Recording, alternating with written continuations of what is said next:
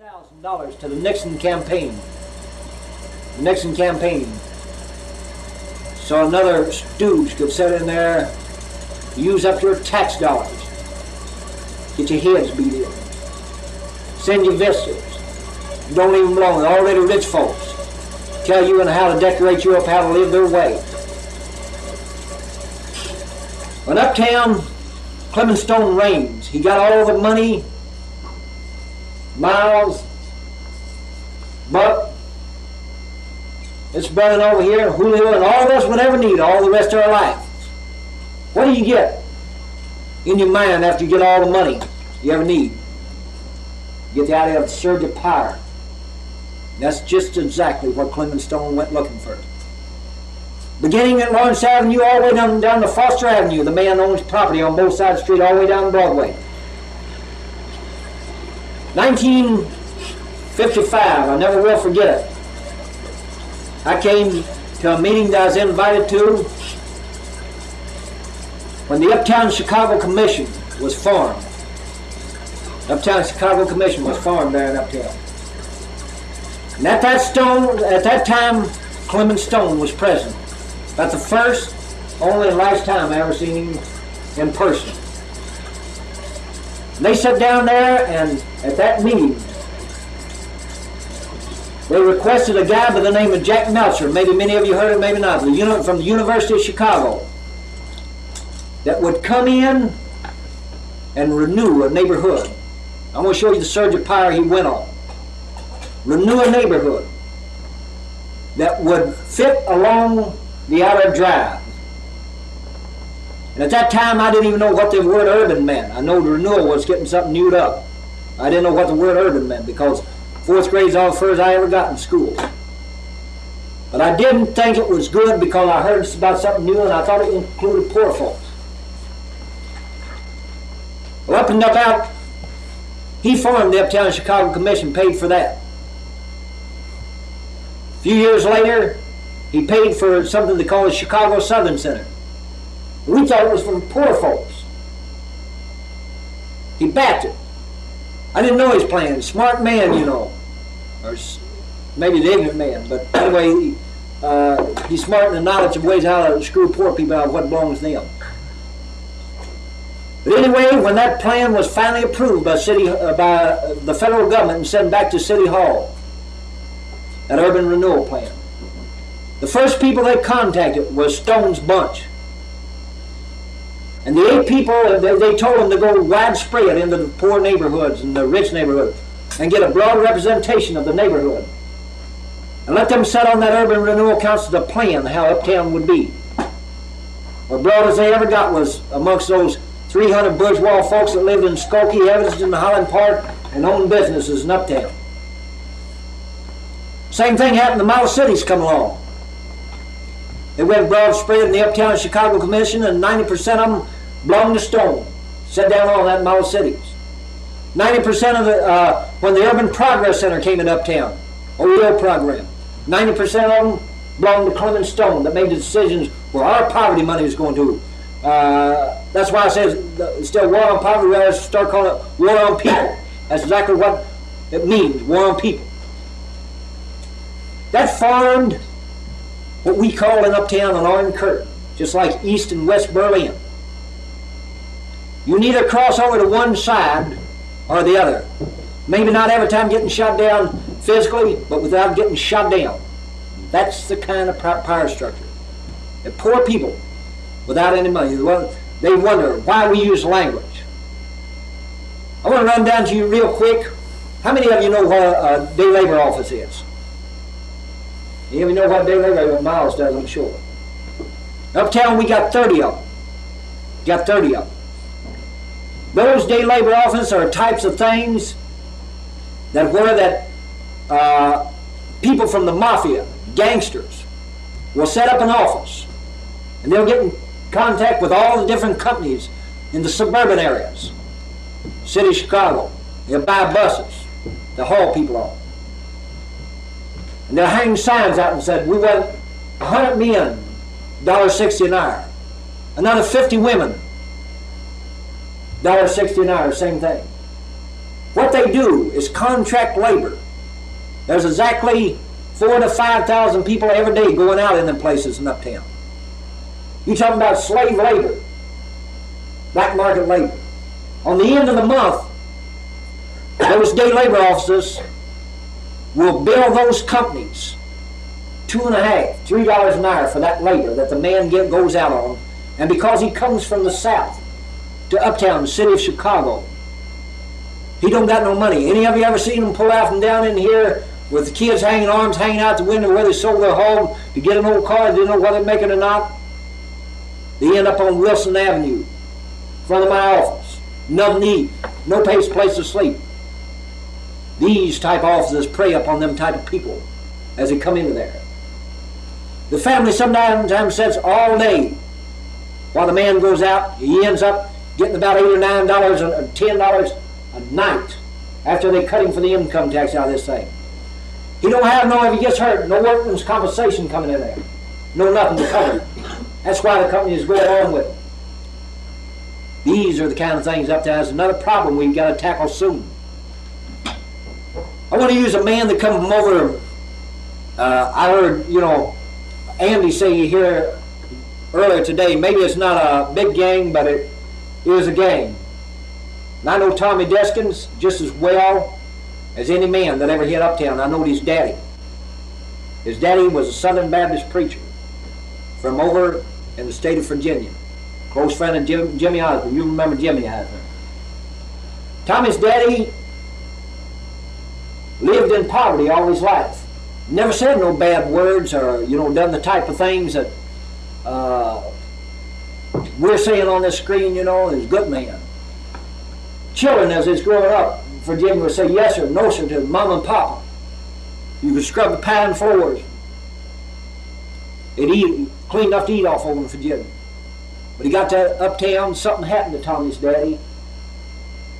I know Tommy's daddy real well. He couldn't get no job. Come in there. He started hanging out the day labor offices. Sometimes he'd get sent out and sometimes he wouldn't. He still held as long as he could. He tried to relate to other people. Southern people didn't even trust each other and that kind of thing because everybody's out to screw each other up there. Try to exist, dog eat dog type of thing. Tommy's daddy got so lonesome for not having somebody to talk to. All that city and millions of people, one of the loneliest men that ever hit Chicago was Tommy's daddy. Tommy found social activities one day. And he found the man that you and I call wino that hung out on Skid Row, drinks wine. He made a friend with him. You know what you have to do to be that man's friend? You buy a pint of wine or you drink out of his wine bottle.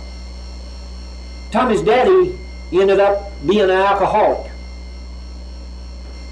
Tommy's mother didn't give a damn no more, and she threw the garbage out the back window. The pine floors in Virginia no more shine. Dirt stayed on the floor.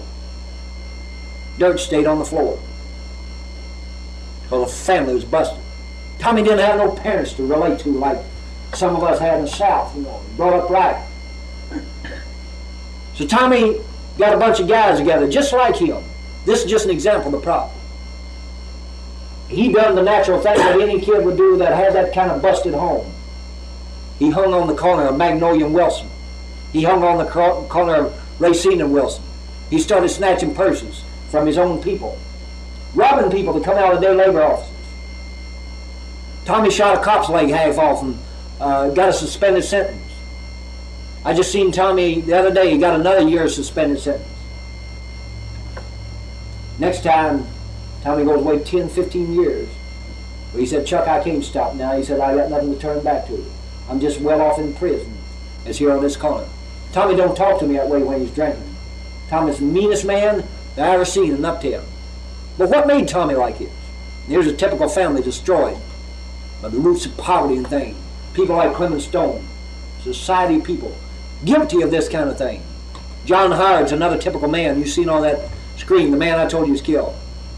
When I went back and told that Urban Renewal Council that John Howard had been stabbed in the back in Atlanta, Georgia, after he fought 11 years, I knew that John drank a lot, and I knew that just like Tommy's daddy, what he went through and the hell that he'd been through during those 11 years. I know how he got shot up in Korea, was sent there to commit murder for capitalist bastards just like Clement Stone. That's why we get mad and says it was. But the first thing they told me when I told them that John Hyatt had been killed, Urania DeMofflin, one of the chief justices on the Uptown Chicago Commission that heads up the Urban Renewal Council, said, but he was an alcoholic, Chuck. Don't you think he just drank a little too much?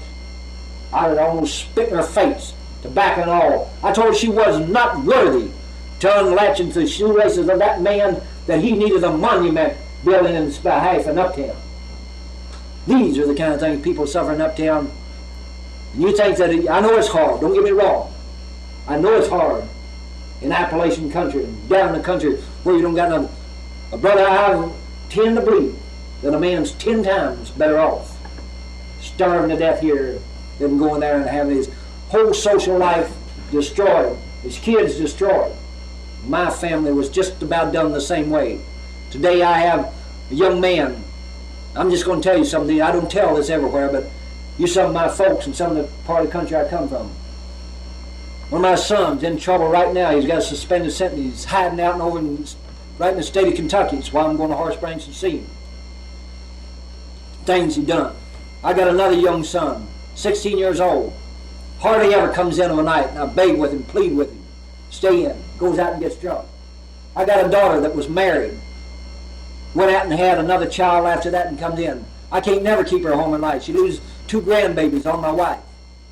And I don't really, can't say I blame the kids, and I want to blame myself. No, I don't want to blame myself. I want to look at the guy who caused all this. Who disrupted these children's lives, you see. What's it all about? Where does it come from? These kind of things are happening in Uptown, you see. I worry to death about them on one hand. Man, I got a heart for people. I love all those people, and I know what it's all about. Because for 16 long damn years, I suffered these kind of things. And then I look back and find the real reason. We can't make decisions for ourselves, just like you've seen in the Model Cities Council. You'll be heard after the council member, the very man, our tax money. They tried to move us out with the junior college. Here come Model Cities money to raise the living standards of people. Poor people's there. But they tried to put a junior college. So if we would have been moved out, we wouldn't even been there to enjoy the Model Cities money. Who would have got it? It made rich people richer. Model Cities don't mean a damn to us. Urban renewal. Because we've got one thought in mind. And that's give us liberty or give us death in Uptown. You draw the picture around the rest of it. And think, brother, and think. Because that time is nigh at hand. And all men are being mistreated everywhere. Not all I got to say.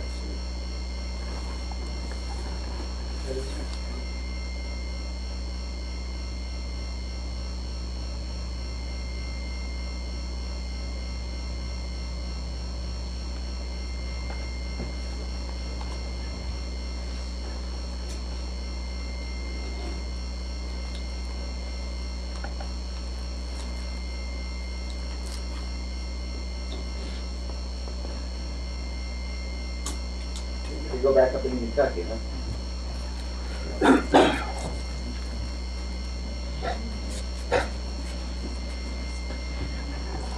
Well, before you people break up, you certainly, I think we've had I think I can speak for those of us here at home, we've profited tremendously by your being here, all of you. And I know you've profited by getting in front of each other.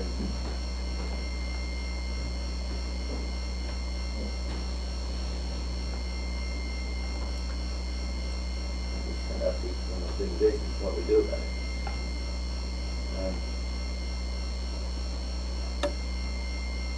Let them come back.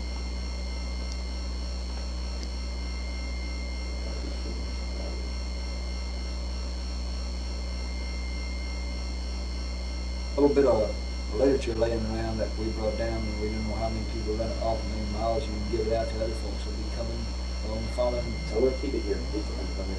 And there's some envelopes over there with buttons in them.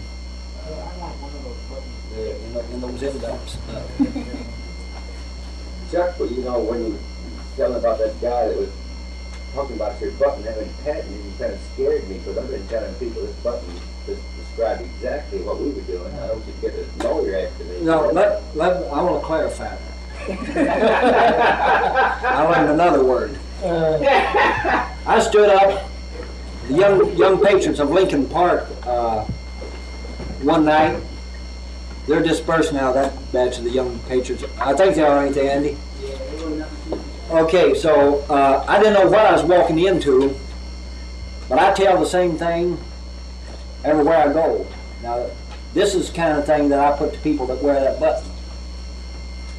And I hope the best comes out. And I don't care who you are, or how big you are, or where you come from. If you wear that button with pride, and you mean well that you're not a racist and that you're about poor people, it overjoys my heart.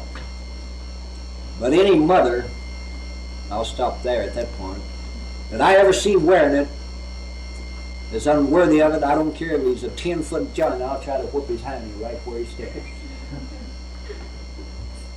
I walked over in the middle of the young lords, and I was with Ron Fritz, and he's a little bitty fella. Don't look like he'd be blowing out. And I didn't know what they'd say to me, but I seen one of the Lincoln Park young patriots, drunk as he could be, standing out on the street and blocking people outside, poor people off the sidewalk.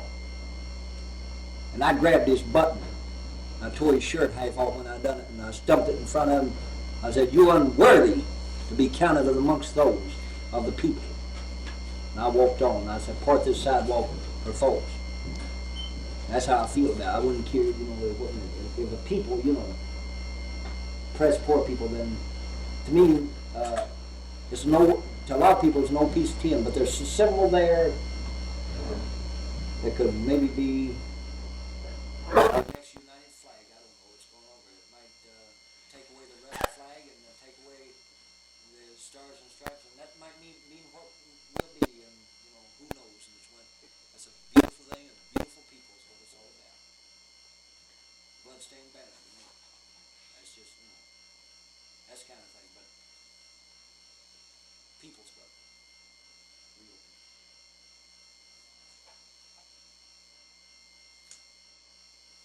Folks, as I'm going to